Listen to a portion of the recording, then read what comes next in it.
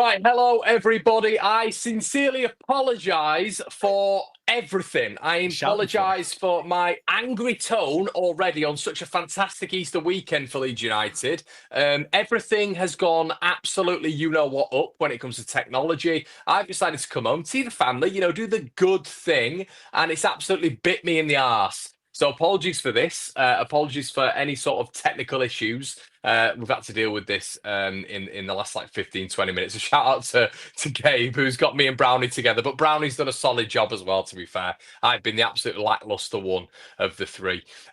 Welcome one, welcome all. Get yourself in a better mood, Connor. Leeds are on the brink of promotion. But yeah, lads, how we doing? Brownie, I'll come to you first of all, mate. Welcome to the Hardline, buddy. It's been the second time on the show. I know we can fleetingly get you in. But how's it going, bud? All good? Yeah, brilliant, mate. Normally I'm sulking at this time on an Easter Sunday because we've normally messed it right up. But I don't even think we can mess it up from here. It was a proper gritty, determined performance away at Oxford, and people say, "Oh, it's Oxford," but Burnley went there, didn't win. Sheffield United went there, didn't win. We've got the job done there. So yeah, brilliant Good Friday, which sets us perfectly up for tomorrow. Gabe, it's almost obvious. Leeds against Stoke, bottom of the table, near on the bottom of the table throughout the most of the season. They've done okay recently, but Leeds against Stoke, it's almost the perfect fixture. Sheffield United playing Burnley, Gabe. What could go wrong? Listen, 3 weeks ago, we were strung up to a cross with a spear pierced into our side. And then Carl Darlow is brought into the team. The stone has been rolled away, and we are resurrected, Connor. Resurrected. Happy Easter. Listen, the best thing that we can do is focus just on beating the teams in front of us. I think that there are 3 or 4 different scenarios that could be in play here mathematically in terms of fixtures left. But the reality is we're going to come up against a pretty handy Stoke side that haven't lost since March 15th. We take care of business at Ellen Road, which you should expect us to do. We put ourselves into a really, really strong position. We'll be playing a Bristol City side that's in contention for the playoffs. Right now, they're in a playoff spot. So that's something we have to take care of. And then a Plymouth Argyle side, which on one hand, they seem like they're trash. And then on the other hand, they beat a team that they shouldn't. So I think the big thing here is just to focus on the teams in front of us, not get too caught up on what the other teams are doing. Although, that being said, as I say that, tomorrow, if Burnley come up and do us a solid and put ham face to the sword, I think we'll be in a much better position. But right now, I'm feeling relatively positive. But you know me, Connor, I always have one hand in the caution jar. So, yeah, I'm not quite ready to say that Jesus is risen just yet. No, shout out to everyone in the chat. So we've got Steve. Evening, lads. We're up. End off. Sort the spelling out, Steve. There, mate. End off. End off. Yeah, yeah. Eat cans in, end off. I'm kind of there though. I'm kind of there. I don't know about you boys. Brownie, are you kind of there right now, mate? Or is it too impromptu to start celebrating promotion on Sunday the 20th of April? I mean, we need a maximum of 4 points, and we've got back-to-back games at Ellen Road. What is it? We've not lost at Ellen Road in the league since Burnley, which seems a lifetime ago. We've spoken about minimum of 4 points, right, Brownie? Yeah. Okay. No, well, no, 4 points. If Sheffield United drop any more, we need less. So yeah. 4 points gets us up, unless Sheffield United are going to swing 27 goals around in two or three games. So 4 points gets us over the line. So as long as we avoid defeat in our next 2 home games, we're up. So I genuinely don't see how it goes wrong from here. The big one was Friday night after them both played, both picked up wins. 3 wins on the bounce. People seem to have lost the plot recently. We lost 1 game in that run. So I just think we've become very, very hard to beat. And like I say, in the league, I know Burnley on a 30-game unbeaten run, but we've lost 1 in 20 odd. So we've not really done too bad ourselves. And yeah, I genuinely don't see how it doesn't get done. Turns out if you don't have a goalkeeper throwing the ball in his own net, we're hard to beat. I was thinking about the match the other day. We've been hard to beat with the goalkeeper, though. We've lost, 4 games out of 40. I know, but I was thinking about it the other day, Brownie, in the match we just played. And we said this off stream, the reaction to Karl Darlow's save, people were acting like it was like a world-class save they've never – of course they haven't seen it. We've been dealing with Alain Melier, who threw away 11 points this season. We're not even stressed out whatsoever if Melier is not in the team. It's kind of a shame that we're not going to be able to see what this team could have done. I mean, we're probably talking about a historic points total, if not for Alain Melier, right? So it's kind of a shame that we won't get in that record book. But that being said, yeah, I'm with you. I don't see it going too south. But then again, they say things like you can't write a script like this for a reason, right? And you know that at this point in the season, the referees are going to swallow the whistles. They're not going to do us any favors. So we really just have to go out and take care of business our next two games and not leave it late. 100%, mate. Like, we go first. We went last on Friday. We go first tomorrow. So we go out, win our game, and what will be, will be. I think we are on for a points record anyway. I think I saw a tweet coming back from Oxford that Daniel Farke's the first manager to get back-to-back 90-point hauls in our history.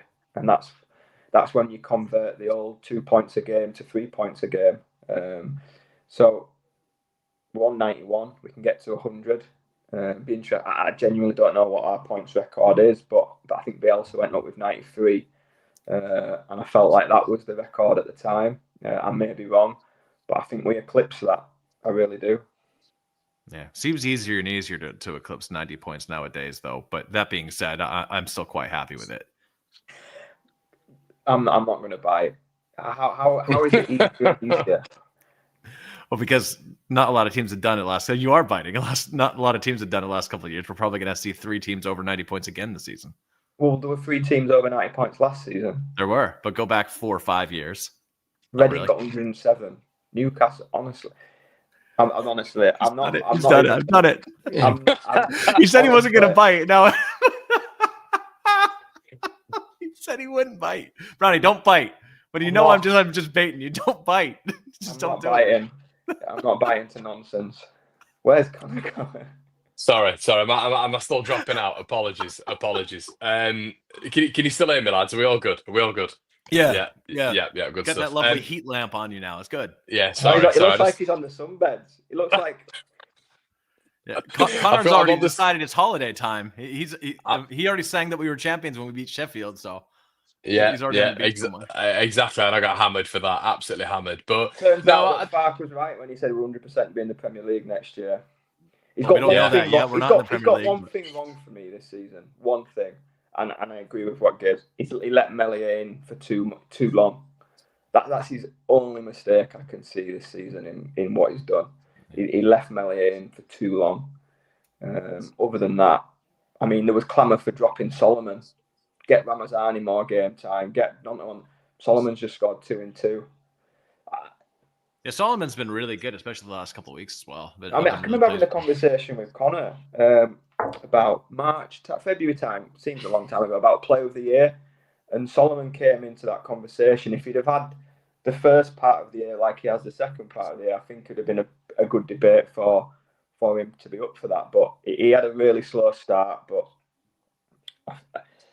Some of our fan base, Brownie, the first couple months of the year, were saying Bogle was trash as well. It's just we're a very reactive group sometimes, and he's been really great. I said to you off air, didn't I, when Connor was playing with his Wi-Fi router? The Cardiff manager came out last week, didn't he, and said that he'd read comments online and the fans were clueless. I'm amazed more managers don't say that, to be honest, because some of the guff that you read online and social media, honestly, it's staggering. Like Jayden Bogle, I read most goal contributions since Gary Kelly in '97, and apparently he's had a trash season, like you said. Yeah, apparently he's no good. Some comments. Who would be a player of the season, lads? Who would be a player of the season? I'd have probably gone with Darlow if it was a little bit earlier, but I'd have definitely probably gone with Tanaka. I mentioned it on a stream that the only reason I've mentioned Tanaka is because I believe without Dan James, I do think Leeds survive and are still at the top ebb with Nonso. I still think we survive. You picking a center midfielder? Who would have thought? Well, yeah, exactly. I might surprise you here.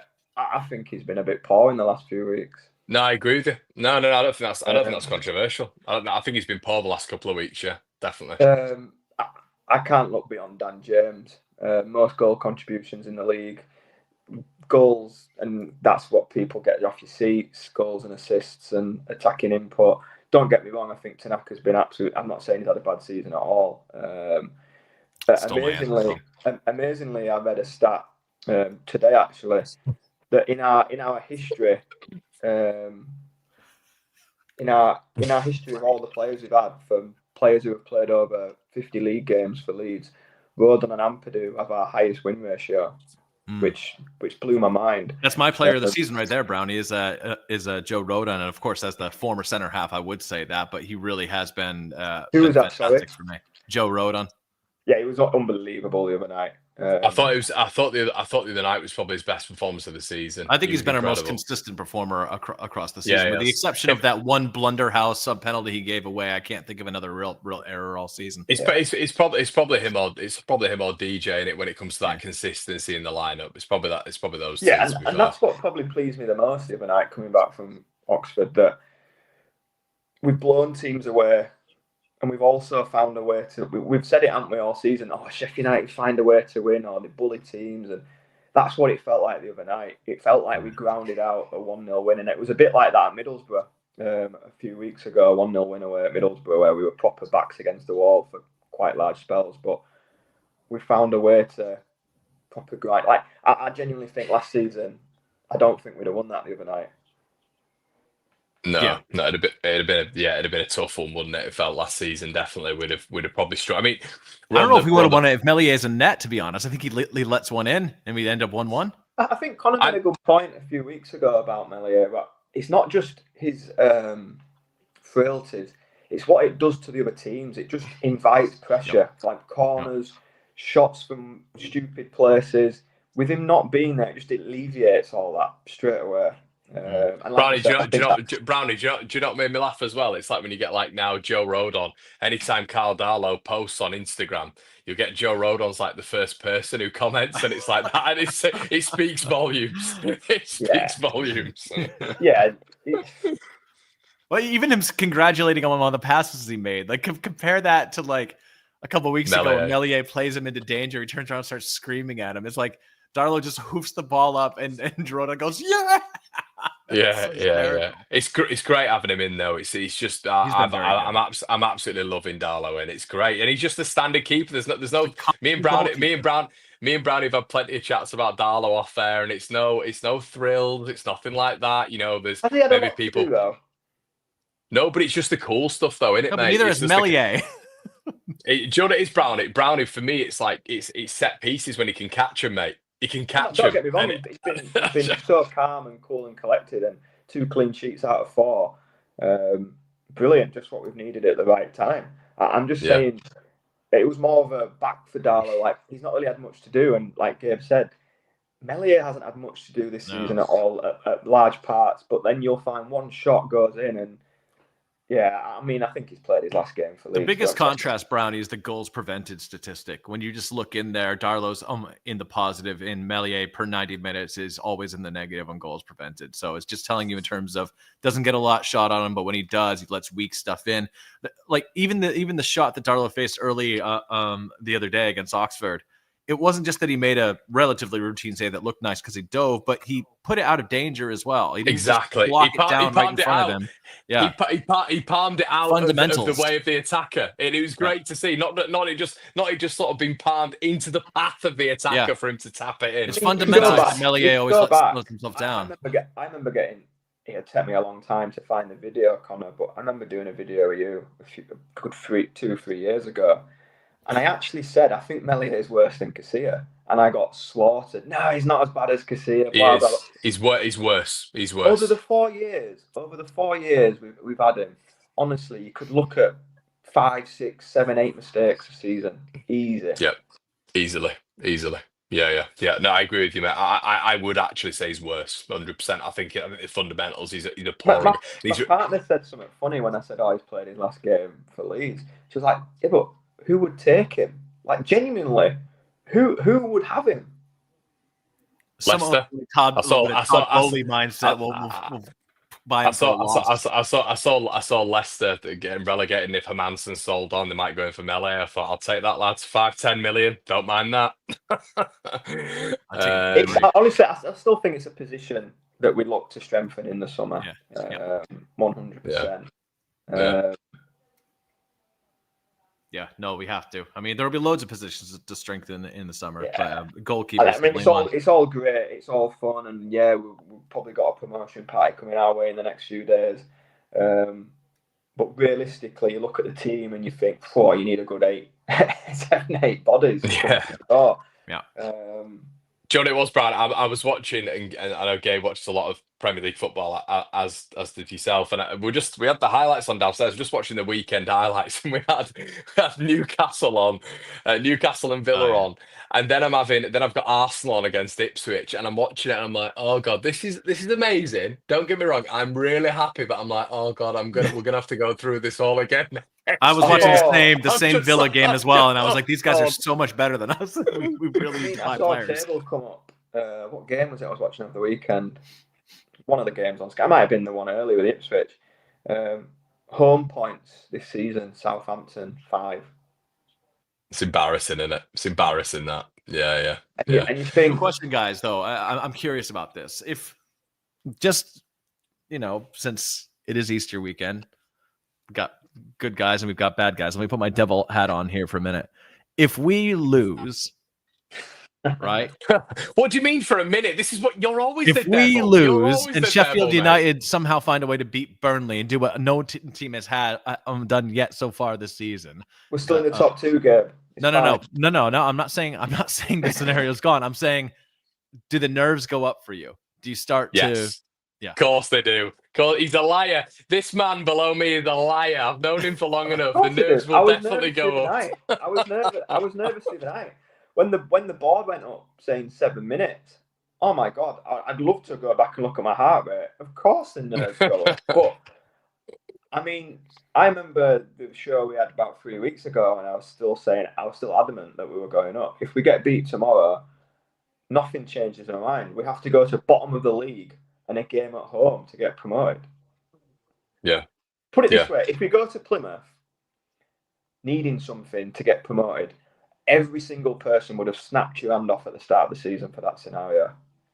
What do you think, Gabe? What do you think? Brownie, I think we kind of know where Brownie's at. I think people kind of know where I'm at with it as well. What do you think? If worst case scenario was to happen tomorrow, are you getting a little bit jittery?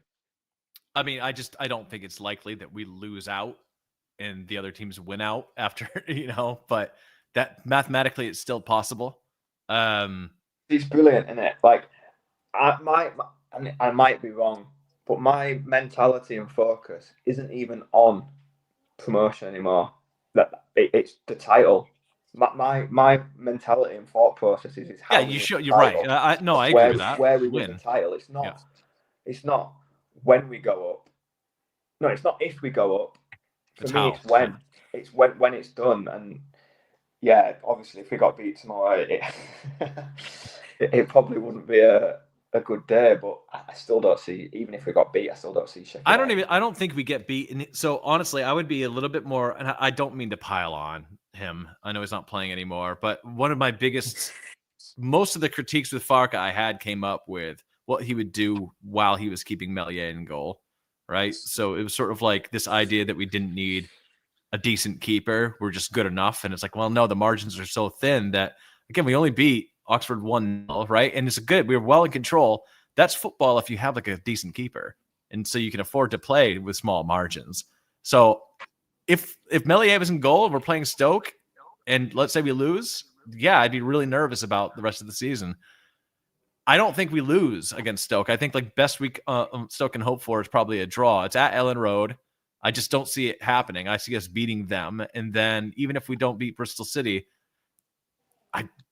I'm with Brownie. Last game of the season against Plymouth Argyle, with everything to play for, probably playing for the title. I like Gabe that. Gabe will score in the first 10 minutes tomorrow.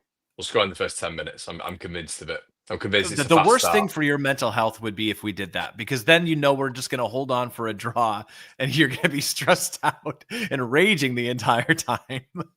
Brownie's going to be hanging out at Ellen Road, bean pie in his hands, smiling. I'm also convinced that we completely bottle it. So there you go.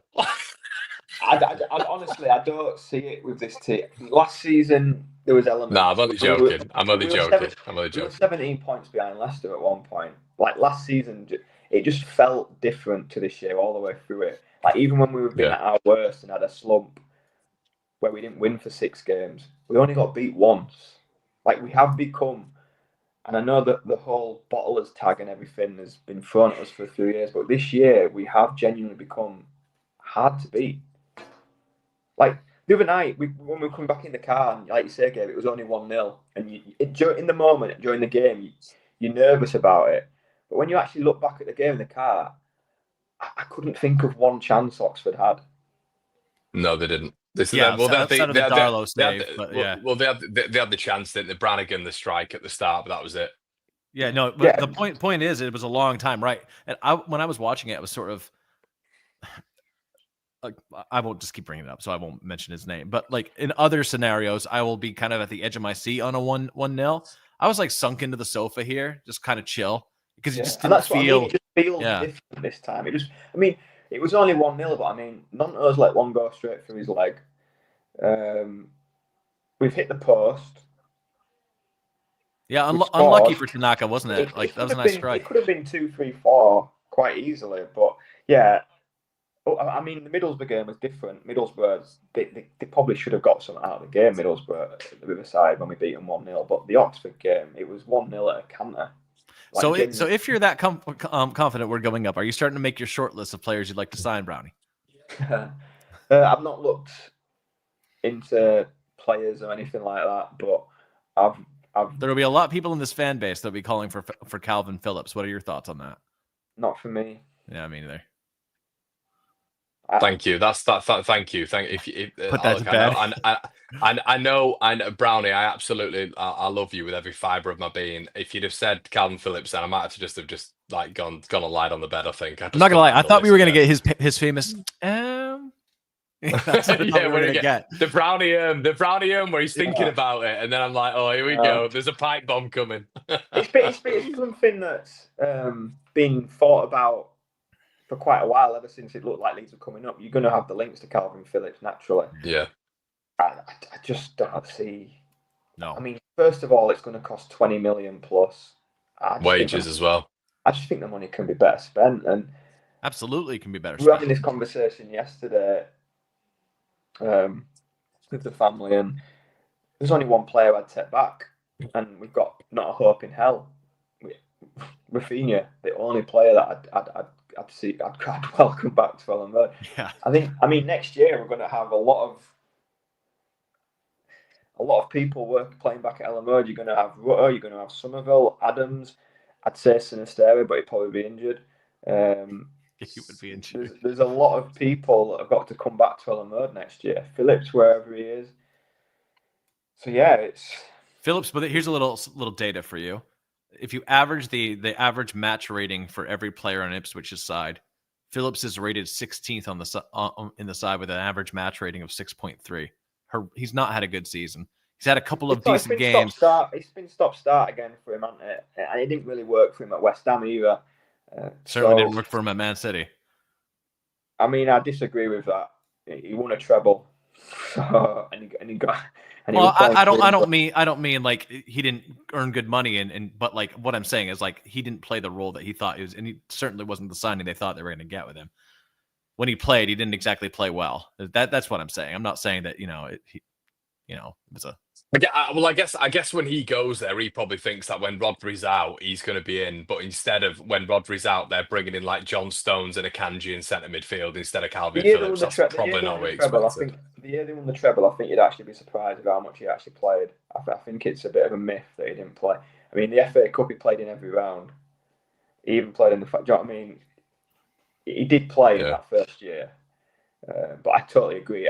From that, like Connor's just said, they'd be happy to play Rico Lewis or Kovacic or Stones or it just didn't. It just hasn't. Yeah, you're right. In long term, it hasn't worked. That first player. Well, lads, let me just get into a few comments as well. Jordan said Sam Johnston from Wolves apparently gathering pace. Yeah, I mean, we sit hearing this online, aren't we? I think it's live from Sheffield who's talking about that. Brian Lovegrove says odds on. I don't know what that means. As far for player of the year, it matters not. Every manager has said that they're the best team. They've played team gents. They are all players of the year. Fair enough, Bri. Rajiv says, evening lads, how many players do you foresee coming through the door in the summer 5-10? Rajiv, we'll do that in future streams, mate. We've got to get through Stoke, and then we'll see what happens, mate. We've got 2 big games tomorrow. It's not just us. Anthony says, yeah, everybody's got to really enjoy these last 3 and leave the nerves to the side. This is the thing. It's like Anthony looks a bit like Oscar in that photo, doesn't he? Bring him back. Bring back Anthony. Anthony used to come on the channel a lot. He's one of the lads who used to come on the channel. He's a good lad. He's a teacher, is Anthony. He's a nice lad. Solomon again, Ole says Kershaw. Big Twitter presence now is Kershaw. Good lad. Mark says, can we all just calm down, please? I think this is my dad's burner account. Everyone thinks we are already promoted. Nothing is sorted yet. Let's not just carry it away and jinx it. And Andy's a Burnley fan. He says, as a neutral, if we don't go up, I'll donate my season ticket to someone next season. Genuinely, that is how convinced. Don't do this to yourself, Brownie. There's no way Leeds don't go up. But listen. I just, as your friend, man. Like, honestly, I do. There is no way. Statistically, I think you're right. It's probably better than a 90% chance. Probably more 95% chance we go up. But like, I've seen bad things befall you, and I don't want. There's no way. There's no way. If you want Brownie's season ticket, say so in the chat. Then we'll come find you if the worst happens. Honestly, there is no way Stoke come to Ellen Road tomorrow and win. Yeah, no, I do think you're right, though. I do think you're right. Can I just ask, lads, and Brownie, I'll come to you as well, because me and Gabe have spoken about this pretty recently. I'm really interested to hear what you think about the lads in South Yorkshire and the fact that they've won Sheff Wednesday, the biggest team in Sheffield, but the other one's down the road. The lads down the road, 8 wins in 9, Wilder at this stage of the season. What on earth has happened, Brownie? What on earth has happened to them? Because you cannot put your finger on it, mate. Can you? No, have you ever watched them? Have you ever watched them and thought they've actually played well? No, they don't play well a lot. Honestly, the goals. I'm sat watching them in the car on the way to Oxford. The goals, 2 deflected shots going to the path of a striker to tap in. Honestly, do you not agree with Harry Redknapp that he could be a top manager in the Premier League? Hamface. Chris Wilder. Yeah, that's what Harry Redknapp said. I mean, Harry Redknapp's lost the plot. Just drinking. But hanging out as a retiree. What do you think has happened to him, Brownie? Because it feels like at this stage we've gone up against him before. We've gone up against him, and I've said in a couple of streams. To be fair, I've said that group that they had for Sheffield United, where they had O'Connell, Egan, Norwood, Fleck. They've been together a couple of years, and it feels like he's maybe there's motivational tactics that haven't worked. But do you want me to be honest? Okay, yeah, go on. I think they bought too many players in January. That's nice to hear, isn't it? That's nice to hear. Genuinely. That's nice to hear. Every time I'm watching Sheffield United, every time I'm watching them, loves a triple substitution. Tyrese Campbell's playing 1 week, then it's Brereton Diaz, then it's Tom Is he Cannon. playing Gus Hamer on the wing? Yeah, he came on the left wing against Leeds. Honestly, I don't think he knows what is best. But honestly, every time you watch him, is a triple substitution. Fark got lambasted for that game at Norwich where we were losing 2-0 last season and he just chucked everybody on to hope for the best. Yeah. Seeing Sheffield United games seems like that all the time. Even when we went there in the league, they were 1-0 up, double substitution. No, there was no need. It just feels like he's having to juggle so many players to get them on the pitch. And this is probably a kudos to Fark. He hasn't done that. We've had Ramazani literally not playing. We've had Smith playing 5 or 10 minutes here and there. He's had a team and he's stuck with it and he's just gone through it. Whereas Sheffield United, I'd love to know how many mixed substitutions they've made since Christmas. Oh, and you have to know your best 11 as a manager. And it doesn't seem that he does. It's a very bizarre. Did it at the last game I watched? Triple substitution coming on, and you think, why? Plymouth. Do you think? I'd like someone to go on to the game against Plymouth, if you can. They were 1-0 up. It was either a double or triple substitution. Lose the game. Just done too many subs for me. He's just changed his... Against Leeds, the others, they were far better than us in the first half. And then when they took off Campbell and they took off Raksaki, they brought on Hamer and Cannon, went to pieces. We absolutely blew them away the last 30 minutes. His mentality, Brownie, reminds me of like a pub team manager as well. Like he starts out with like decent plans and then he just starts screaming and yelling when things go wrong. Starts yelling at spectators, the opposing team's player. I mean, he's cracked though, and the pressure's got to him. It's 100% got to him. But that's for me where I think they've let themselves down. I think they've just chopped and changed the team in games far too much.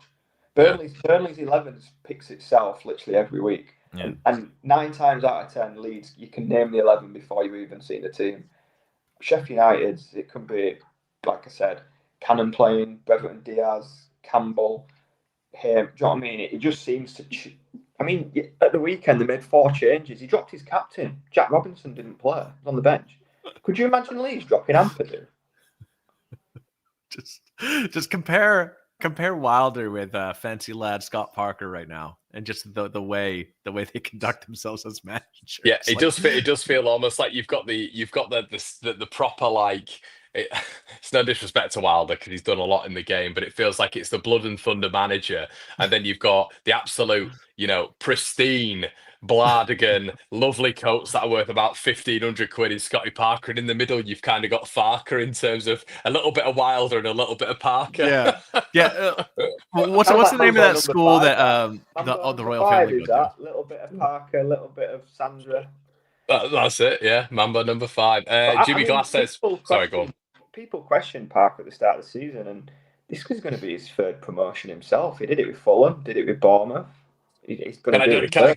Can I just say? I said to a Burnley fan today. I said if we'd have had that guy in net who makes 2 again ridiculous saves at the weekend, I said our defence is probably looking better than yours because we've conceded less chances than Burnley this season. That guy in between the sticks is unbelievable at this level. He's outrageous. 100%. And how much did they pay for him? 20 million plus. 20 million on it. Yeah, 20 million. You get what you pay for. In all honesty, and what have we spent on a goalkeeper in the last 5 years? 4.5 million. What was Melier? 4 million, and Carl Darlow 500 grand. 500 grand for Darlow is a steal. You get. Yeah, well, do you want to? We'll just get through a couple of comments, lads. Yeah. Jimmy says biggest issue with Sheffield, drum roll right back. Yeah, he's still rubbish apparently, according to a lot of them as well. Sheffield United defense is not great. Keeper good. Burrow's okay. But new level and mixed bag. Robbo crap. Right back is 1 from 3. Big difference compared to Leeds and Burnley. Andy, that's well done with the character limit, trying to cram as much in there as possible as well. You should be commended because it is difficult. Yeah, Andy's good at that, to be fair. Harry says they lack the core spine of experience in their team. No Bash and Fleck, Norwood, and so on. Players who know the league and can handle the pressure. Is this a Sheffield United stream, Connor? We're just breaking down the team. It's interesting when you're looking at what we've got to figure out tomorrow is Leeds can do their job, but. I mean, if Sheffield United go up and pick up all 3 points, it means that we go on to Bristol City. So if Sheffield United drop do you know what, Brownie? I wanted to get onto this with both of you. So I watched, but obviously I did an absolute mega watch along the other day, and I was watching both games. Neither team impressed me. I thought over the 3 games, Leeds were the best out of the 3 sides.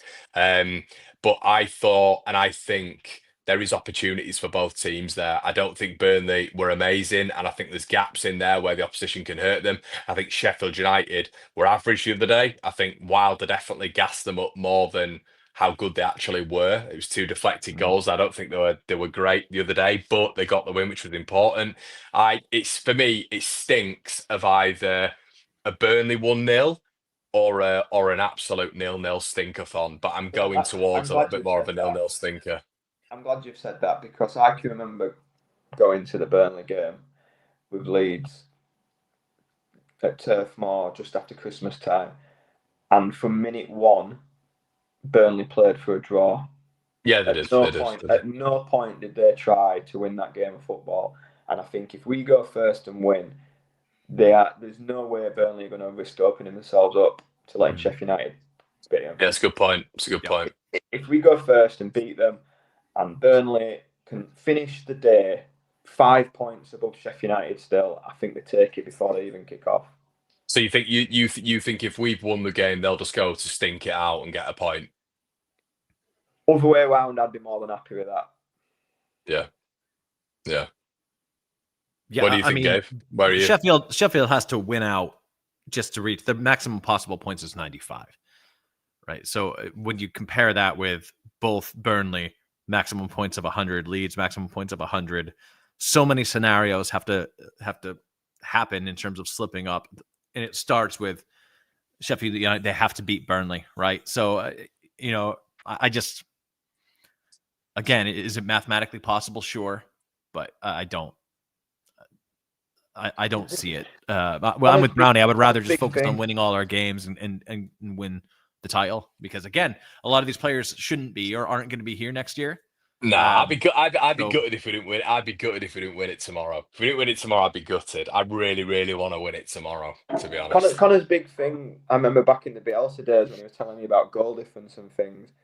Yeah. In this scenario, what is it? 27, 28, 29 goals better than Sheffield United? Yeah, so I think how I've got it, Brownie, is if we draw and if they lose,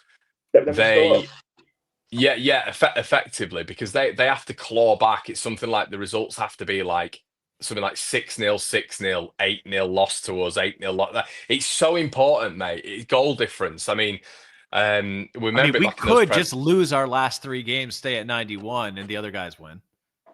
That's never going to happen, though. I don't think so either. I'm just saying, mathematically, I mean, how do we know that in training, 3 of our players won't pick up a knock before tomorrow? I'm telling you now that we've not trained since Friday properly. Bubble wrap, eh? We'll travel back Saturday. Saturday will have been a cool down. Sunday will have been match prep. There's no way we've trained properly since Friday. Would either of you change anything for tomorrow? Or would you keep the exact same team? I don't think Dan James looked fit. He didn't even run at his defender once. I mean, at one point he could have ran and drove out and went on a run down the right wing. So I don't see any changes, to be honest. I was amazed Dan James came on the pitch, to be honest. Yeah. The same. I think it's going to stick with the same team. Yeah. Why shouldn't Colin, I think Colin comes back when Brownie comes back. We've not seen Colin in a long time. Brownie, you remember Colin, don't you? We've not seen him. Brownie, you last time you were on streaming. No, I'll be on the channel today, Colin. I think Colin was having a baby last time out. So shout out to you, mate. What time is the fireworks at tomorrow? Leeds 4, Stoke 0, boring Burnley 0, Septic United in the most boring 0 all drip fest with countless injuries and meltdowns. See all you whites tomorrow. That's the energy we love, Cole. Good lad. That's what we like to hear, Colin. Good it's quite poetic. Paul said happy Easter. I remember last time we went up, we played Stoke right near the end, didn't we? We beat them 5-0. Do you remember? Was that the Ben White screamer chest and volley? No, I think that was against Charlton on the last. It was. That was 4-0. But we played Stoke just before Barnsley, I think, right near the end in COVID, and we won 5-0. Yeah.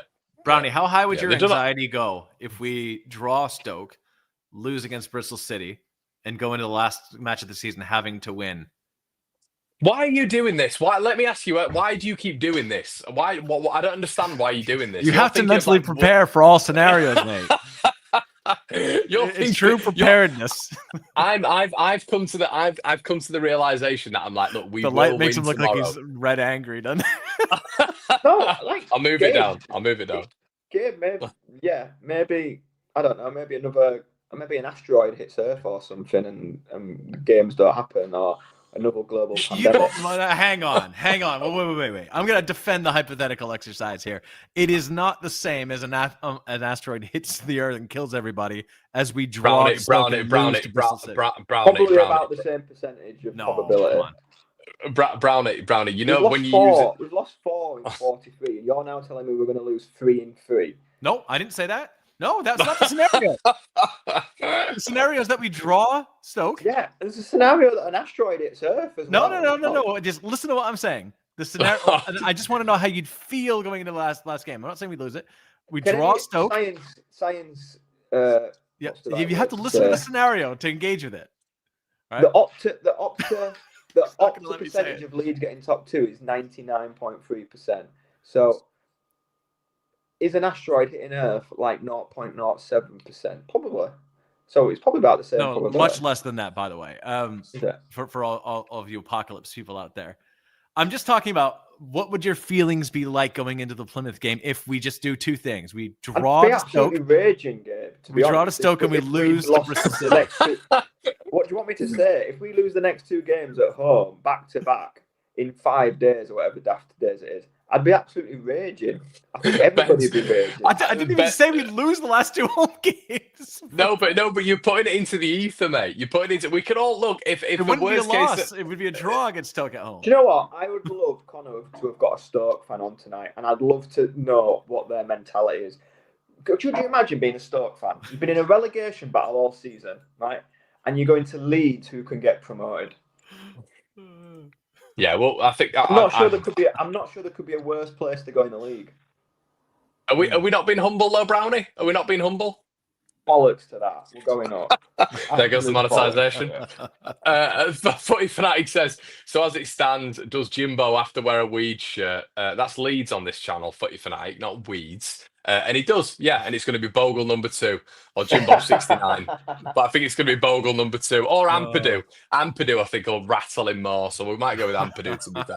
Because remember, Footy Fanatics, mate, I was being told at the start of the season that we have about 3 players in a combined 11, apparently, mate. I was being told that Raksaki is one of the best wingers in the division and no Leeds winger gets ahead of him. I was being told that actually, I had to argue the case that Leeds get 2 centre-backs in there. I think they had 3 of a back 4. In fact, 4 of a back 4, because Jim Bob loves Harrison Burrows as well. So, yeah, Bogle not good enough, you know? So, I don't know. I saw a Sheffield United tweet at the weekend saying they'd confirmed top 3. Yeah, I put that out. I did the invisible trophy where I'm like, wait.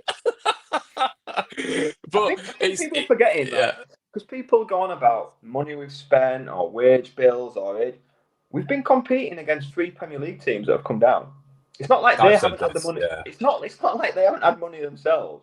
They've gone. It's not our fault that they went out and spunked 10 million on Tom Cannon.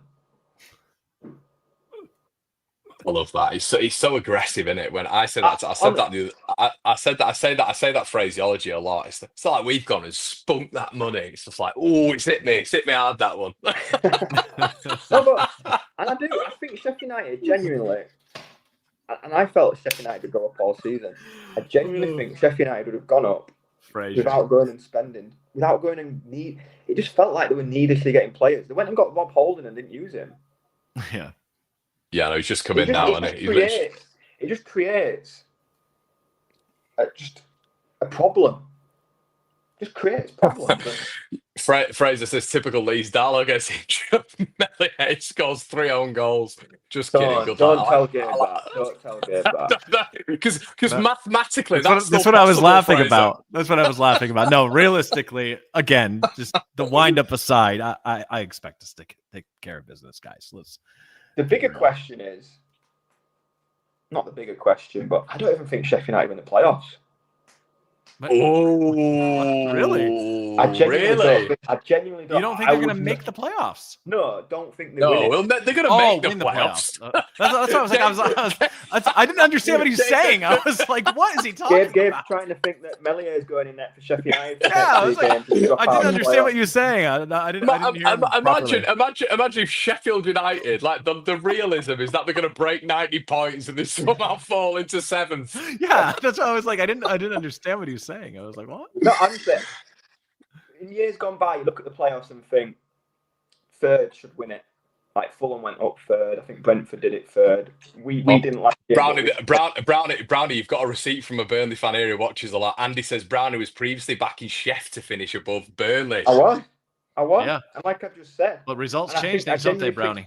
I genuinely think they would have done if Sheffield United hadn't been chopping and changing the team every week. They make 3 subs every week, triple substitutions all the time, and it's just completely disrupted. And Andy as well, in all fairness to Brownie, I'm pretty sure I said the same thing. When you guys were on this absolute assault at one point, and you were in 8 wins out of 9, and you weren't even playing, Sheffield United weren't even playing well, but they were getting the wins over the line every single week, and you just thought, it's a machine, it's a well-oiled machine that's just going to continue. And you looked at Sheffield United, lads, with 10 games remaining, Burnley had the hardest fixtures. We probably had the easier fixtures. Sheffield United had decent fixtures as well. And Sheffield United, you looked at if Sheffield United go to their place and win tomorrow. No. Yeah, well, if they go, do you know what, Brownie? If they go there, and Footy Fanatic, I can see a couple of Sheffield United fans in it. If they go there and win, fair play to Sheffield United. Fair play to them. Fair play. It's a right win. That'd be an unbelievable win. Interesting to see. Obviously, if he's a Burnley fan, where his head's at with his game tomorrow, what that he would be happy with the outcome, and what he thinks will happen tomorrow. Because as a Burnley fan going into that game, I think if I was a Leeds fan, I'd be going into it thinking, just don't lose. Just don't lose the game. But yeah, going back to the playoffs, this year's playoffs look horrendous. Do you have any preference, Brownie, on who would come up with us? Because I have thoughts on this. The worst team. You want the worst team up. You want the worst team with the up. least amount of money. I think that's probably Middlesbrough. I probably want Middlesbrough to come up if they make it. 1, it's about an hour away. 2, I think they go straight back down.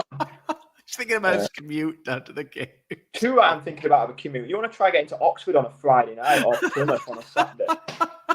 Brownie, I'd have probably looked at Bristol City, because I think Bristol City have been in the Championship so long now that I think they would need so much improvement to get to the Premier League and do anything. I'm talking Connor, their ownership has about $4 billion in assets, $2 billion in assets, versus Coventry's, who has about 400 million. But they still then have to do is go up to the Premier League, and they still have to buy players, of which is going to keep them up. And I'm looking at Leeds getting 6 points next season. I think I know. I'm just saying, if you look at buying power to buy players to go up, Coventry just doesn't have it. But Sheffield, I didn't say Coventry. I said Bristol City. No, I know you did. You said you'd rather Bristol City go up. Bristol City have $2 billion in cash assets, or probably not cash assets, but a worth of $2 billion. In Coventry have like a 400 million worth. It's just apples and oranges in terms of what they could afford, what they could pay. I think though, when you look at the pattern of the playoffs, let's say Bristol, we do get up, we do the top 2, and Brownie's right, and we win the league by 150 points still. let's say if we do that. If the playoffs is what it is right now, you're going to get Sunderland up against Bristol City. I think Bristol City beat Sunderland over 2 legs. I think then you look at Sheffield United, Coventry, Gabe. Sheffield United for me are beating Coventry. They're beating Coventry. Yeah. They're beating them comfortably over 2 legs. Who knows though? Hamface might, maybe. I just think there's so many banana skins in them playoffs. Coventry, Bristol, Sunderland, Middlesbrough can get in there. I genuinely wouldn't want to be in that set of playoffs. I think Sheffield United beat Coventry and Middlesbrough. I think they do. I think they beat them both. I think they'll struggle against Bristol. That could be the final, Sheffield United Bristol. That'll be an interesting one. But it's not something we have to worry about, Gabe, because there's about as much possibility of an asteroid hitting Earth than Leeds not going up. And you can there isn't. We've already dispensed with that poor calculation. Brownie, when you got it, I've learned this over the years, mate. That when you use certain language with this man, he'll pick you up on, like, if you say it instead of if. Do you know what I mean? It's that pernickety. So well, let's get into the predictions for tomorrow then, lads. How do we think both games going to go? I'll come to Gabe first, then we'll finish off with Brownie. How do we think the games are going to go? So well, I guess we'll start off with Leeds, and then we'll look at Burnley and Sheffield United, because it's obviously very important. Comfortable 2-0 Leeds victory over Stoke, and then I see clip it up, get it clipped. You do want to understand the difference between a hypothetical scenario and a real one, right? I mean, we're just running hypotheticals here. No, 2-0 Leeds. Yeah, but Darlow might trip up tonight and stub his toe or something, so Meslier might have to go. If Melier's in net, I might mute everybody on the WhatsApp channel. It's crazy when you think about that, though. If Meslier is suddenly in net, genuinely, my confidence decreases by at least 20%. And then for the Burnley match, 1-0 Burnley with Chris Wilder getting sent off with the red Oh, that'd be great. Do you know how good would that be? How good would that be for Leeds to win and then for Burnley to beat Sheffield United and then like Hannibal celebrating in front of Chris Wilder? He'd lose his mind, wouldn't it? He'd lose his mind. You just like know he would. Koleosho runs over there and goes like, yeah. Those are my goes up. predictions. Right, okay. I'm going to go with a 1-0 Leeds win. I'm going to go with a 1-0 Leeds win. And then I'm going to go for another 1-0. You might have to, Brownie. I think 11 minutes added on. No, fine. I think what I'll say is, and then I think it'll be 0-0. But I think it'll just be 1 goal tomorrow. I think it'll be 0-0. Footy Fanatic has finally broken. He's been nice throughout the stream, and I thought some of the Sheffield United niggles would have got to him. Also, handbase with the same man who sorted you out in 2019. And the same one who will be laughing at you next season. And that's why Hemface isn't a real manager. He's a fan, just like you, Footy Fanatic. Like he belongs on a stream like this instead of in a professional dugout managing a proper team. Get out of here. This could be him, and he's gone with a. It might actually be Chris Wilder. Yeah, it could be Chris Wilder. He's gone with a Weeds 1, Stoke 1, and Burnley 0, Sheffield United. Tell you what, he's had a good bank holiday, hasn't he? He's got on it early. He has. He must have done. But Chris Wilder's in a ditch somewhere, drinking, listening to Chumbawamba on repeat. Yeah, I tell you what, I bet he hasn't been singing on any tables in Sheffield recently. No. Yeah, get down, Chris. Chris, get down. Not again. No, but they've got to do. If they do get promoted and they don't get promoted, they've got to do so. They've got to go all the way back to those Muppets from Leeds. There's got to be audio of him saying that in a social media post. There's got to be. But yeah, lads, right, we'll leave it there. Thank you so much for coming on. We are going to be doing the marathon watch alongs tomorrow. We're going to be doing as well, lads, fan forums literally until midnight. If the best scenario happens, I'd love to get you both on if you just want to come in for 5 minutes or whatever and have you say, and then whatever it can be. I'm going to go for a long time tomorrow. So yeah, if you fancy coming in and giving your thoughts, let us know. But yeah, we've got a few people coming on, so let me know if you fancy it. Guys, before you leave as well, make sure you slap a like on the video. We're going to be in the watch longs tomorrow. Leeds and Burnley, Sheffield United, come and say hi and get involved and all that good stuff. We've got prizes and bits and bats going on tomorrow. It's been an absolute pleasure, and let's hope, fingers crossed, Leeds get it over the line. It's been a pleasure, everyone. We'll see you in a bit. Cheers. See you in the Premier League.